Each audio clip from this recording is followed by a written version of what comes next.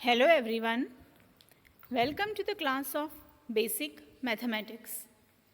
I am Neha Agrawal and I am a faculty at the Department of Mathematics from NIT Polytechnic, Nagpur. आज हम हमारा new unit number 3 coordinate geometry start कर रहे हैं। उसका आज हमारा ये फर्स्ट लेक्चर है। ओके, तो आज के हमारे फर्स्ट लेक्चर का टॉपिक है straight line and slope of a straight line. अब हम देखते हैं course outcome. Use the given condition of straight line to solve basic engineering problems. So let's see what are the learning outcomes. After watching this video, you will be able to know the concept of slope of a straight line and problems based on it. आज का ये video देखने के बाद आप slope of a straight line के concept को अच्छे से समझ पाएंगे और उससे रिलेटेड एग्जाम्पल्स आप लोग इजीली सॉल्व कर पाएंगे।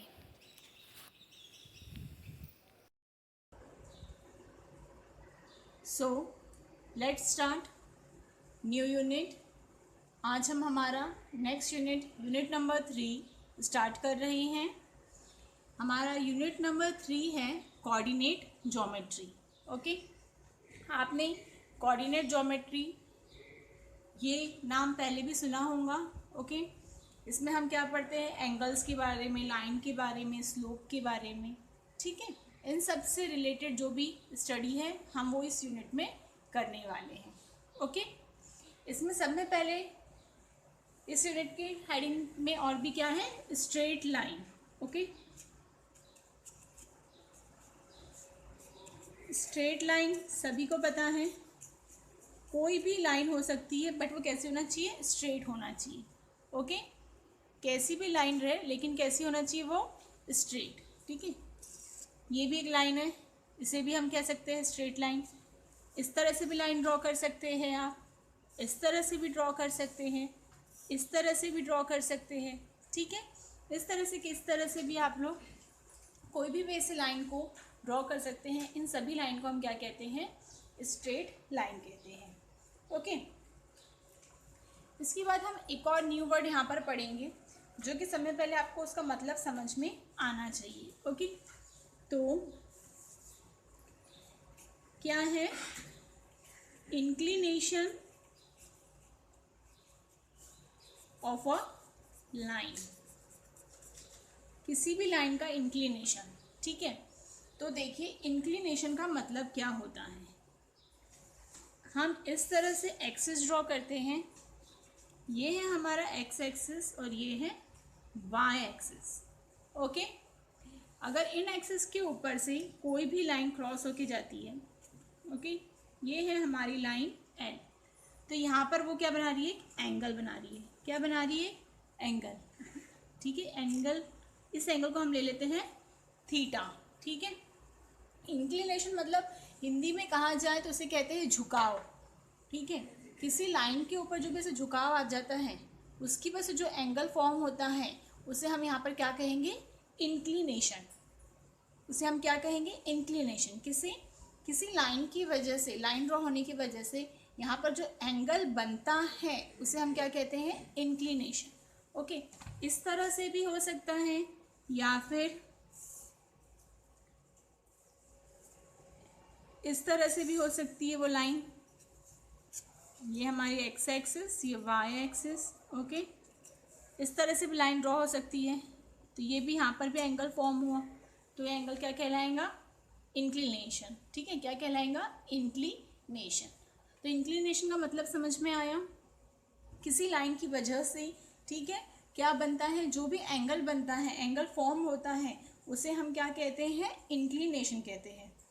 ओके, और ये जो एंगल रहते हैं वो कैसे रहते हैं, नॉन नेगेटिव, मतलब नेगेटिव नहीं रहते हैं। ठीक है, किसके बीच में लाई कर सकते हैं, 0 से 180 के बीच में, और पॉजिटिव एक्स एक्सिस की डायरेक्शन में, ठीक है। डायरेक्शन कैसा रहना चाहिए उसका, पॉजिटिव एक्स एक्सिस, ओके। सिर्फ इंक्लिनेशन का मतलब आपको याद रखना है क्या है, किसी लाइन की वजह से जो भी एंगल बनता है उसे मैं इंक्लिनेशन कहूँगी। यहाँ पर 10 बार इंक्लिनेशन वर्ड आया तो उसका मतलब क्या रहता है, लाइन की अकॉर्डिंगली अगर कोई एंगल फॉर्म होता है तो उसे हम क्या कहते हैं, इंक्लिनेशन, ओके। अब हमारा इसमें नेक्स्ट हेडिंग देखते हैं, स्लोप ऑफ अ लाइन। तो हमारी नेक्स्ट हेडिंग क्या है, slope of a line, okay. तो देखिए डेफिनेशन क्या लिखी है यहाँ पर, the slope of a line is defined as the tangent ratio of its inclination provided that the line is not parallel to y-axis. It is denoted by m. सब में कुछ समझ में आया ना हो, बट ये समझ में आ गया होगा कि स्लोप ऑफ अ लाइन को हम किससे डिनोट कर रहे हैं, m से। किससे डिनोट कर रहे हैं, स्मॉल m से। तो स्लोप ऑफ अ लाइन जब भी फाइंड करना हो तो उसके लिए कौन सा फॉर्मूला है, उसका क्या कंसेप्ट है वो देखेंगे। जो स्लोप ऑफ अ लाइन होती है उसे किस तरह से डिफाइन किया जाता है, टेंजेंट रेशियो, इसीलिए यहाँ पर क्या लिखा है, 10, ठीक है, of its inclination provided that the line, किसी लाइन की वजह से क्या बन रहा है, इंक्लिनेशन, ठीक है। इंक्लिनेशन का मतलब मैंने बताया जो भी एंगल फॉर्म हो रहा है तो वो एंगल को हमने क्या लिया है, थीटा लिया है। क्या लिया है उस एंगल को हमने यहाँ पर, थीटा। वो लाइन कैसी होना चाहिए, वाई के पैरेलल नहीं होना चाहिए। अगर हमने इस तरह से ड्रॉ किया तो वो अगर लाइन y के पैरेलल रहेंगी, ठीक है, वो y के पैरेलल नहीं रहना चाहिए, इस तरह से नहीं रहना चाहिए, ऐसा कहा गया है, ठीक है। तो ये हमारा एक्सिस है, एक्स एक्सिस और y एक्सिस, और यहाँ पर क्या हो रहा है, एक लाइन बन रही है, तो ये हमारा एंगल थीटा है। और हमें इस स्लोप ऑफ अ लाइन, इसका स्लोप फाइंड करना है, ठीक है। तो इसका स्लोप कैसे फाइंड कर सकते हैं हम, tan थीटा से हमें एंगल मिल जाएगा उसका, डिग्री से, डिग्री की हेल्प से हम एंगल फाइंड कर सकते हैं कि एंगल कितना है, थीटा की वैल्यू कितनी है। लेकिन उसका स्लोप फाइंड करना है तो हम कैसे फाइंड कर सकते हैं, slope equal to tan theta. m का मतलब क्या होता है, स्लोप, और tan थीटा क्यों ले रहे हैं, जब भी किसी लाइन का स्लोप फाइंड करना हो तो उसकी डेफिनेशन ही वही है कि द कोई भी टेंजेंट रेशियो पे अगर कोई जो इंक्लिनेशन, जो एंगल बन रहा है उसकी हेल्प से आप क्या फाइंड कर सकते हैं, slope of a line find out कर सकते हैं, ठीक है। तो स्लोप फाइंड करने का फॉर्मूला याद रखेंगे सिंपल वे में, tan थीटा। जब थीटा, इसका मतलब कि कोई भी एंगल गिवन हो और स्लोप फाइंड करना हो तो क्या फॉर्मूला अप्लाई करना है आप लोग को, tan थीटा का। फॉर एग्जाम्पल, जैसे कि सपोज अभी हमने if theta equal to 60 degree हमें सपोज मिला है, दिया गया है, और हमें स्लोप फाइंड करने के लिए कहाँ जाए, क्या फाइंड करने के लिए कहाँ जाए, स्लोप। तो m equal to tan theta equal to tan theta की वैल्यू क्या है हमारी, 60 डिग्री, और tan 60 की वैल्यू क्या होती है। अगर आप लोग को पता है तो बहुत अच्छी बात है, अगर नहीं पता है तो सिंपल वे में आप सब लोग को कैलकुलेटर का यूज़ करना आता है तो कैलकुलेटर की हेल्प से सॉल्व करेंगे, ओके। 60 डिग्री ये क्या है, डिग्री है, डिग्री। तो सब में पहले देखिए, आप लोग को पता होगा हम जब भी एंगल मेज़र करते हैं तो एक डिग्री रहता है और एक रेडियन रहता है। क्या रहता है, रेडियन। रेडियन को हम कौन से इसमें डिनोट करते हैं, ऊपर में c लिखा रहता है, ठीक है। अभी पहले डिग्री का कंसेप्ट समझ लेते हैं। तो पहले चेक करना कि आपका जो कैलकुलेटर है वो डिग्री में है कि रेडियंट में है। तो ये किस तरह से देखोगे, देखिए आपके कैलकुलेटर में ऊपर में d लिखा है, इसका मतलब कि अभी आपका कैलकुलेटर किस में है, डिग्री में दिया हुआ है, ओके, समझ में आया। हाँ, तो ये देखिए यहाँ पर 10 लिखा है, ये 10 को प्रेस किया, ब्रैकेट आया, उसके बाद 60 प्रेस करेंगे, 6 0 प्रेस किया, उसके बाद ब्रैकेट को क्लोज करना है, यहाँ ब्रैकेट था ओपन, तो यहाँ पे ब्रैकेट को क्लोज करना ज़रूरी है। यहाँ पर जो पावर में ज़ीरो जिसे आप कह रहे हो, देख रहे हो, वो डिग्री है, तो यहाँ पर डिग्री लिखने की ज़रूरत है क्या? नहीं, यहाँ पर डिग्री लिखने की कोई ज़रूरत नहीं है। क्यों? क्योंकि आपका कैल्सी जो है अभी किस में है? डिग्री में ही है कन्वर्ट। आया समझ में? इस तरह से ऊपर में यहाँ पे लिखा नहीं जाता है। आप लोग भूल कर भी उसे पावर में ज़ीरो नहीं देंगे, नहीं तो कंसेप्ट पूरा क्या हो जाएगा? रॉन्ग हो जाएगा। ओके, सिर्फ डिग्री चेक करना पड़ता है। तो डिग्री चेक करने के लिए देखिए कैल्सी में क्या लिखा हुआ है? डी लिखा हुआ है। ओके, अब 1060 प्रेस करने के बाद में इक्वल टू की बटन प्रेस कर देना। क्या आया उसकी आंसर? 1060 equal to √3। ओके, और यही वैल्यू होती है 1060 की। आया समझ में? तो जब भी एंगल थीटा की वैल्यू गिवन हो और स्लोप फाइंड करने के लिए कहाँ जाए तो हम क्या यूज़ करेंगे? m equal to tan theta equal to 10, जो एंगल दिया रहेगा वो एंगल की वैल्यू पुट करेंगे और उसे डायरेक्टली हम कैल्सी में टाइप करेंगे। ओके, अब हम कुछ एग्जांपल्स देखते हैं इसके ऊपर based. Example, find the slope of a line whose inclination is. हमें क्या फाइंड करने के लिए कहा जा रहा है? स्लोप ऑफ अ लाइन, इसका मतलब कि m, और हमारे पास क्या गिवन है? इंक्लिनेशन गिवन है। ठीक है, डिफरेंट टाइप में। जैसे कि अभी मैंने आप लोगों को बताया, जो एंगल होते हैं वो एक डिग्री में गिवन होते हैं और रेडियन में। देखिए यहाँ पर c लिखा हुआ है, तो ये क्या है? रेडियन है। ठीक है, हाँ, तो हम slope of a line find out करते हैं। तो सब में पहले हम फर्स्ट a के लिए फाइंड करते हैं। तो यहाँ पर थीटा की वैल्यू क्या गिवन है? 45 डिग्री। ओके, और हमें m फाइंड करना है। तो m का मतलब स्लोप फाइंड करना है, तो हम क्या लिखेंगे? m equal to 10 theta equal to 10 theta की जगह पे हम क्या लिखेंगे? अब 45। क्या लिखेंगे? 45 लिखेंगे। Okay, degree. अब ये क्या है? डिग्री में है ऑलरेडी, तो हमें फिर से वैसे ही फाइंड करना है। तो हमारा कैल्सी भी काय में है? डिग्री में है। किस में है? डिग्री में। ओके, तो हम क्या करेंगे? तो हम डायरेक्टली 10 प्रेस करेंगे सब में पहले। ओके, 10 प्रेस करने के बाद क्या प्रेस चाहिए हमें? 45।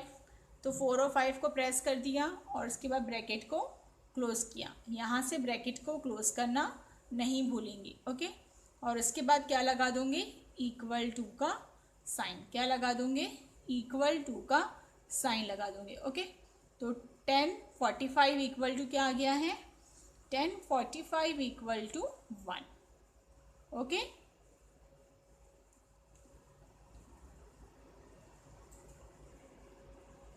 टेन 45 इक्वल टू 1, और ये यहाँ पर हमारा डिग्री में ऑलरेडी है। तो देखिए यहाँ पर क्या लिखा हुआ है? डी लिखा हुआ है। ओके, और 1045 इक्वल टू क्या आ गया है? 1। तो हमें directly slope of a line का आंसर मिल गया, m इक्वल टू 1। इस तरह से हमने फर्स्ट वाला एग्जाम्पल सॉल्व कर लिया। अब सेकेंड एग्जाम्पल पर आइए। देखिए यहाँ पर, अब यहाँ पर थीटा इक्वल टू क्या गिवन है? 2π/3 रेडियन। क्या गिवन है? 2π/3 रेडियन। ओके, हाँ, तो अब यहाँ पर भी हमें स्लोप मतलब m फाइंड करना है। तो इसका फॉर्मूला है 10 थीटा इक्वल टू 10 थीटा की जगह आप क्या लिखोगे? 2π/3 रेडियन। ओके, अब ये रेडियन में है, तो सब में पहले क्या करूँगी?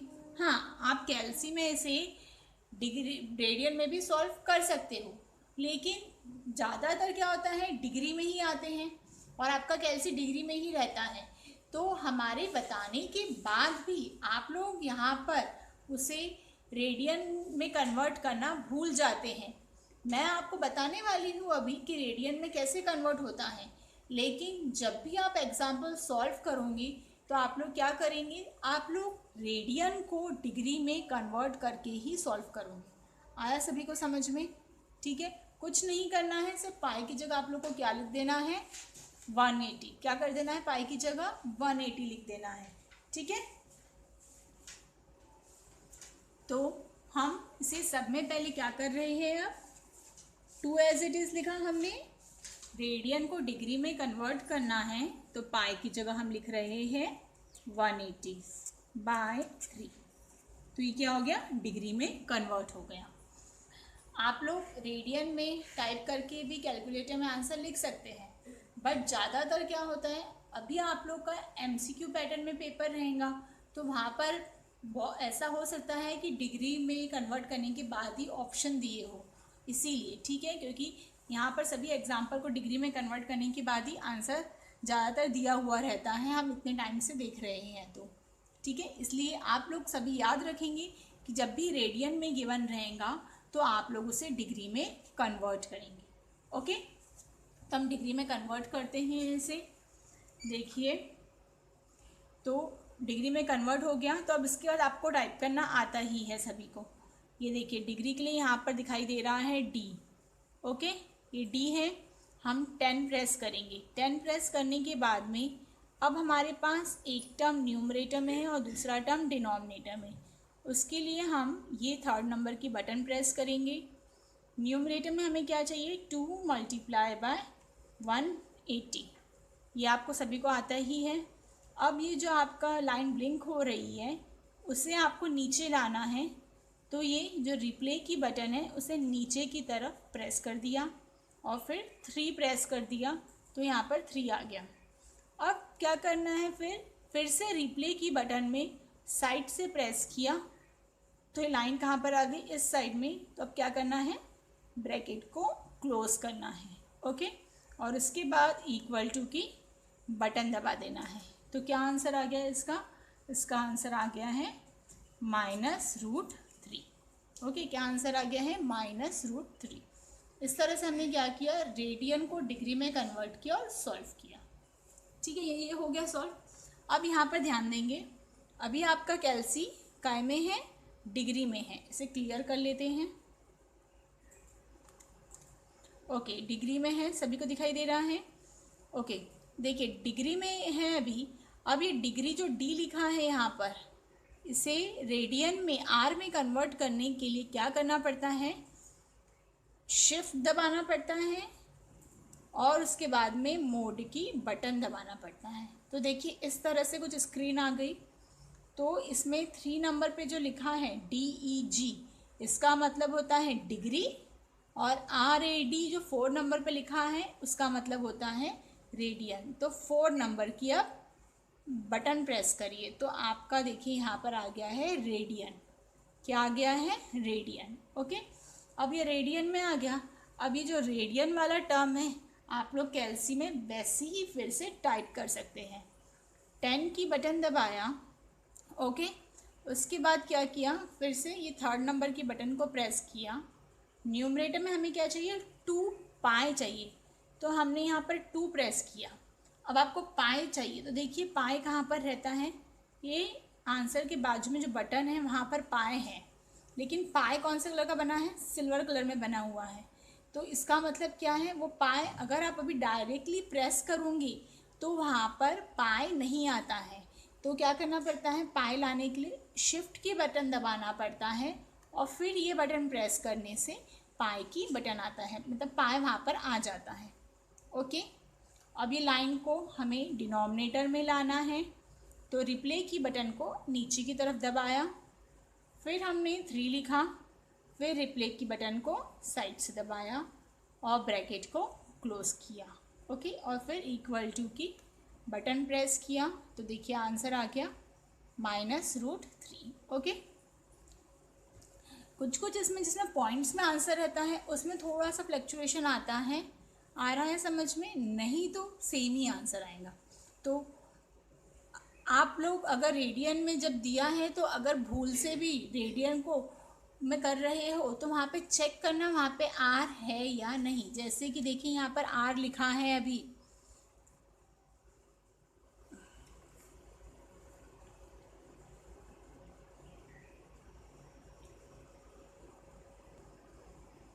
ओके, आर है इसका मतलब कि रेडियन में है, ठीक है।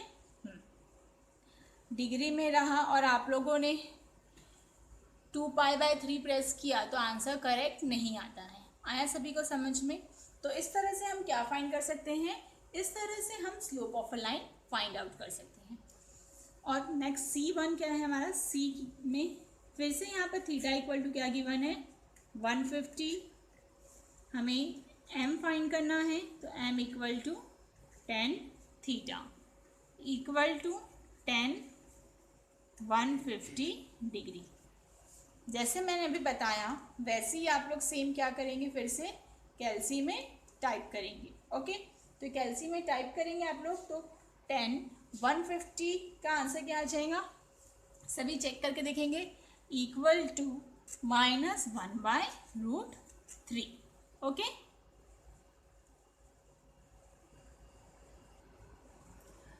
तो जब भी slope of a line find करना रहा और आपके पास एंगल थीटा की वैल्यू गिवन रही तो कौन से फॉर्मूले से यूज़ करना है, tan थीटा से। कैलकुलेटर में चेक कर लेना कि आपका कैलकुलेटर डिग्री में है या रेडियन में। इसे हम डिग्री कहते हैं, इसे हम रेडियन कहते हैं। ओके, अब इसी के ऊपर बेस्ड कुछ प्रॉब्लम आप लोग को सॉल्व करना है। तो ये असाइनमेंट है, find the slope of a line whose inclination is. Same उसी तरह का क्वेश्चन है जो कि अभी मैंने आप लोग को एक्सप्लेन किया है, ठीक है। डिफरेंट एंगल्स गिवन है, स्लोप ऑफ अ लाइन, इसका मतलब कि m फाइंड करना है, m equal to tan theta. Formula apply करेंगे, थीटा की वैल्यू 0 डिग्री दी है, 90 degree, 3π/4 radian, 5π/6 radian, 105 degree, 105 degree. Okay, इसका आंसर 0 आएगा। इसका आंसर नॉट डिफाइंड लिखा है, इसका क्या मतलब हुआ, जब आप लोग कैलकुलेटर में 1090 डिग्री प्रेस करोगे तो वहाँ पर एरर लिख कर आएगा। 1090 जो एंगल रहता है उसकी कोई वैल्यू नहीं रहती है। ओके, इसलिए नॉट डिफाइंड लिखा है। बाकी आपको देखिए डी में आपको -1/√3 आंसर भी मिल सकता है या फिर -√3/3 भी आंसर मिल सकता है। दोनों एक ही है। ये वाले इसमें क्या किया गया है, यहाँ पर √3 से न्यूमरेटर और डिनोमिनेटर को मल्टीप्लाई कर दिया तो ये वाला फॉर्म आ जाता है, ठीक है। ओके, तो आप लोग इसे जल्दी से जल्दी सॉल्व करिए। Our upcoming topic is slope of a line passing through 2 points. Thank you for watching this video.